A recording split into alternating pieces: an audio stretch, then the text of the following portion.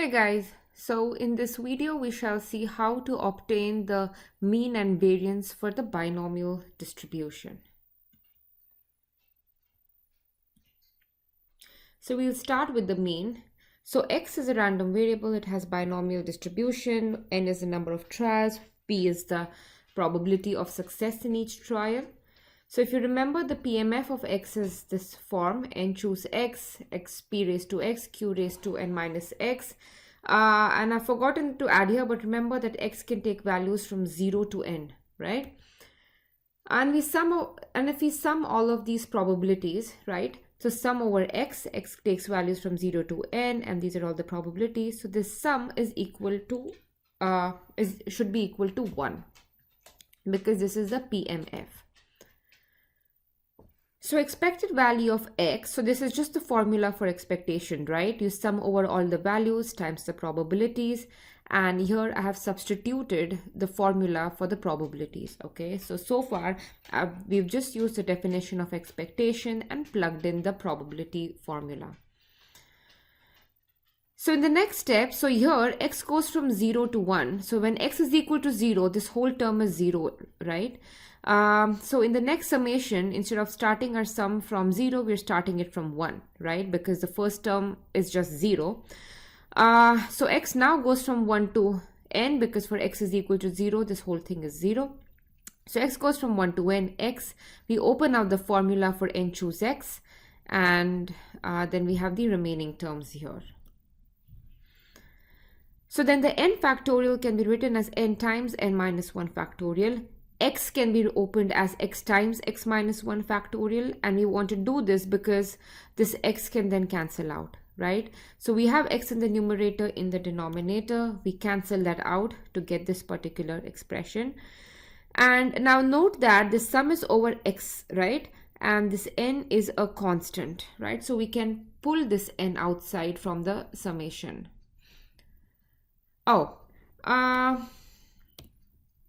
So this summation, right? So we are going to use this particular result, okay, in order to obtain our the expression for the expected value. So you see, so this sum here, we are going to manipulate it, and we are going to change it so that we can use this result in the green here, okay? So just for reference, I have this formula here because we are going to be using this result again, and you'll see how. So continuing with the calculations for expectation, we pull this n outside, and this is what we have left. So in the next step, all I've done is I've not changed anything. I've just basically added, subtracted 1 here, right? So you add and subtract the same number, nothing has changed. And in this next step, in the orange here, I have grouped terms together, okay? So these two expressions are exactly the same. And the reason why we write it like this is now this fraction here is the same as n minus 1 choose x minus 1, okay? So now we have this, okay, some n times the summation, x goes from 1 to n minus choose x minus 1, p raised to x, q raised to n minus x. And we still don't know how to evaluate this, right? However, we know that if we have a summation of this form here in this green, the sum is equal to 1. So we are going to try and rewrite this so that this will be the sum of probabilities of some kind of binomial distribution, and therefore this sum will be 1, okay? So we are going to attempt to write this expression here in this form, right? This is sum of binomial distributions, and we know that is equal to 1. So let's see. So next we take this transformation, y is x minus 1, okay? So if x goes from 0, so x goes from 1 to n here, right? So y, or x minus 1, goes from 0 to n minus 1 now. So we just substitute that. So instead of x, we replace x with y's, and so this expression becomes y goes from 0 to n minus 1, n minus 1 choose y, and p raised to now y plus 1, and we have this term here.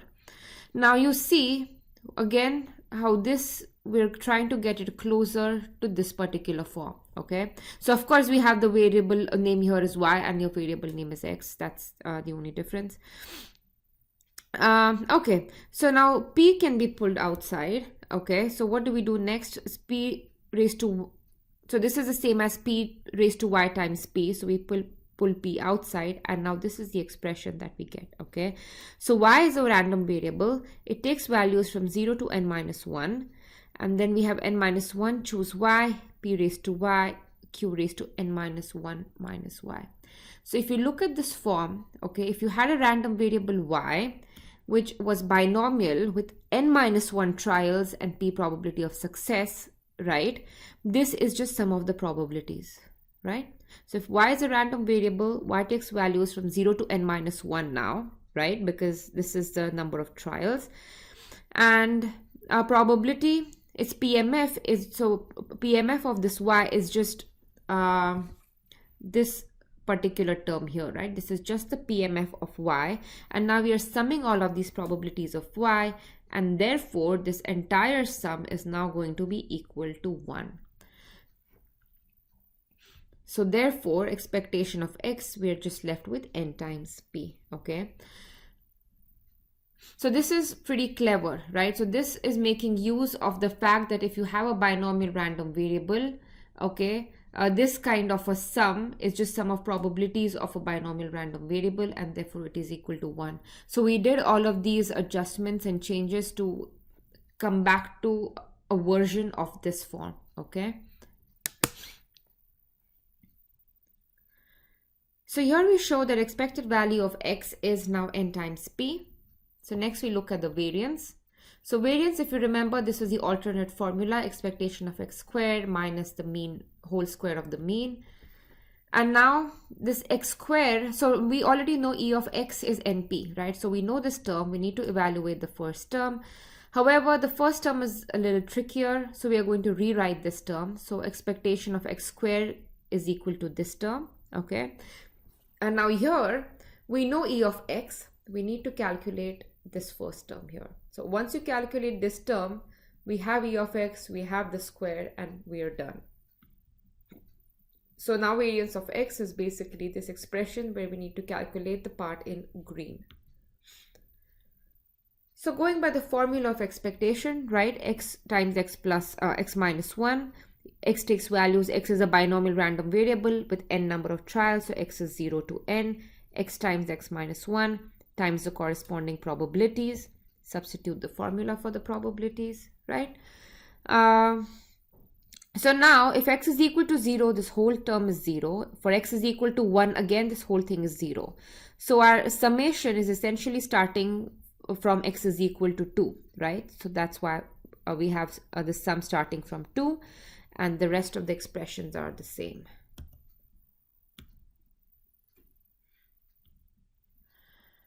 So now we open this n choose x, and it looks like this. So in n choose x, this x can be written as x times x minus 1 times x minus 2 factorial.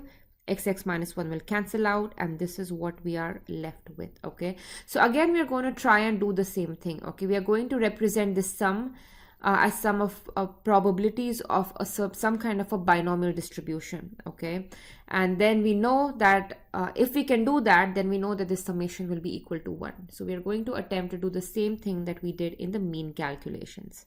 The only difference is we have this n minus 2 here in. So n minus 1 is a constant, we pull that outside. Okay, and now we have the sum going from x to x minus from 2 to n, and this entire fraction can be rewritten as n minus 2 choose n minus 2, sorry, x minus 2. And now p raised to x, I'm just adding and subtracting the same number. Okay, why are we doing this? Because I have, so remember the form of the binomial PMF, n choose x, p raised to x, q raised to n minus x, right? So I want to have the same numbers here and here, and if this is x, I want the x form here as well. Okay, so here I have this n minus 2, I'm writing this so that I have n minus 2 here, I have x minus 2, and I want this x minus 2 here. So now we'll do this transformation, y is equal to x minus 2. And when we do that, so if y is x minus 2, y will take value from 0 to n minus 2. N minus 2 choose y, p raised to y, this p square comes outside here. And then we have this form, okay? So now you see, this is again some kind of binomial probabilities, right? So instead of n choose x, we have n minus 2 choose y, right? So number of trials is now n minus 2. The name of the random variable is y. P raised to the value of y and number of trials minus y. So this has the binomial form again. So basically y is a binomial distribution with n minus 2 trials and p is the probability of success. And then this whole thing is going to be equal to 1 because it's just sum of the probabilities of this particular y. And then we're left with e of x times x minus 1 has this particular form, okay?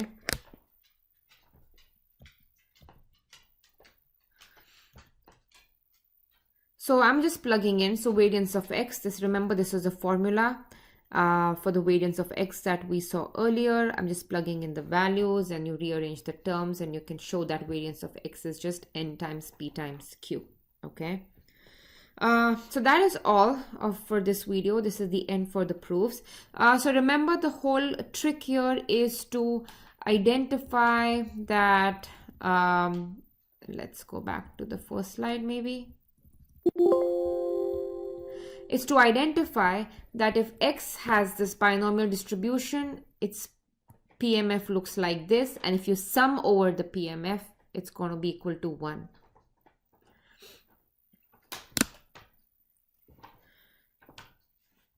So, all right, I will see you in the next video. Bye.